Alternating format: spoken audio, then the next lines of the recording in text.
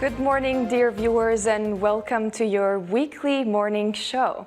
Internet use and social media exposure are responsible for the deterioration of mental health among teenagers and young adults. To bring insights into the topic, I asked important questions to Jessie Anbud, an educational psychologist at JOHANNESBURH Parent and Child Counselling Center. Good morning, Jessie Anbud. To begin with, to what extent social media impact the mental health of young people? The impacts of social media have been studied over the last few years, especially with those pertaining to the mental health of our youth, so our teenagers, our young adults and our children. And we've got quite a good idea of the negative impacts of social media when it's misused or overused. So we see increases in things like anxiety and depression, largely related to things like online bullying, as well as really inaccurate comparisons between people. We know that we tend to put the best versions of ourselves on social media, and this might not always be reality. However, for youngsters, it's quite difficult for them to tell the difference between the version that's put on social media versus perhaps the real life that's being lived behind the camera. And so with that, we can also then see that negative impact in self-esteem over time. However, I think we also need to look at the fact that social media is here to stay, and it is an important part of the social lives of many of us, but especially our young people. And this is where we see that it becomes quite a big part of connection. It's a way of reaching out for those who might otherwise feel very isolated, and it's become quite an integral part of the social ties within our social networks. And so it's a way for our youngsters to keep in touch, to share stories. There's a lot of inside jokes that are shared between different apps and different platforms as well. And it's a way of them forming their identity and expressing themselves. And we can't ignore the positive aspect about that. But I think the challenge lies in finding the balance and finding ways to engage with the positive without going down this dangerous route in terms of impacting negative mental health. All right. Jessie Anbud, are these young people aware of the risk they are exposed to?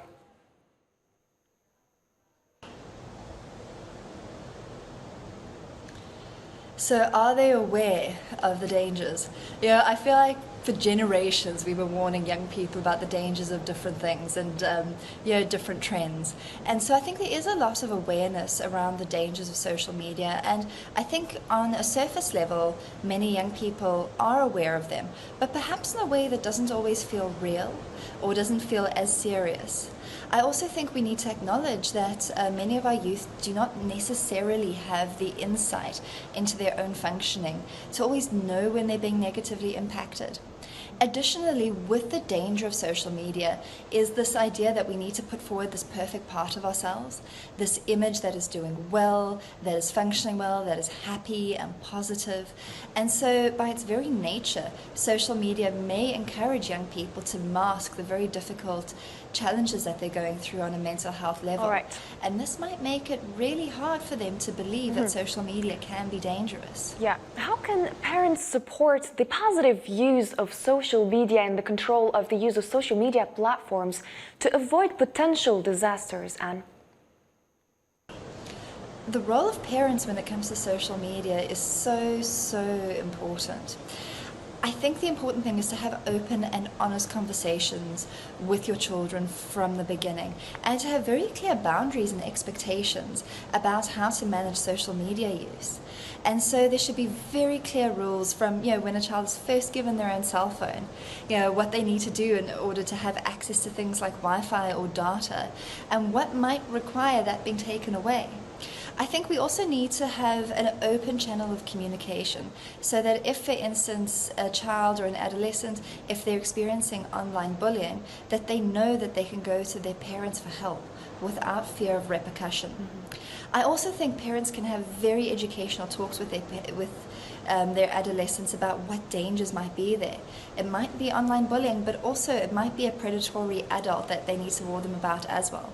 And so the more transparent we can be with our children, the more that we can encourage them to talk to us and to trust us, the more we will be able to protect them. Do you think, but also Anne, there help them should to be a protect general themselves. curriculum for social media literacy worldwide to fight against this new phenomenon?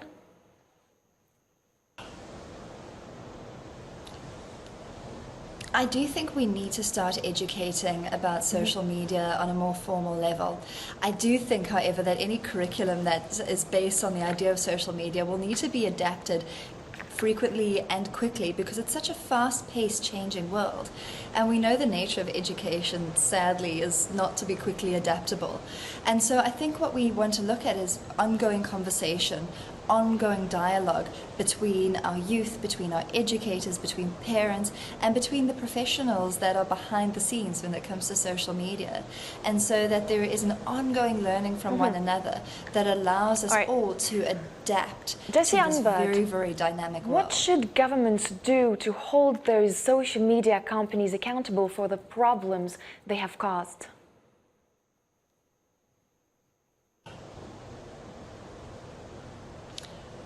I think, like all of us, governments and, well, legislation can sometimes be a little bit behind the times when it comes to social media.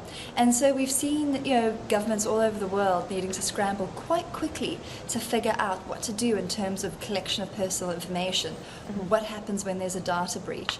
And again, this is where I think ongoing learning, ongoing understanding and adaptability becomes highlighted and becomes key. I think when our leaders are responsive and responsible as opposed to just reactionary, I think that's when we're heading in the right direction in terms of managing the dangers of social media. But I really think that we're at the beginning of this era, of being able to communicate with one another in this way and entering this type of digital world. So I think this is going to be an ongoing conversation and one that our world leaders really do need to be a part of. All right, thank you Anne-Berth, for bringing up insights, and thank you for joining the morning show. This was it for today's or this week's Insight, but stay tuned for the rest.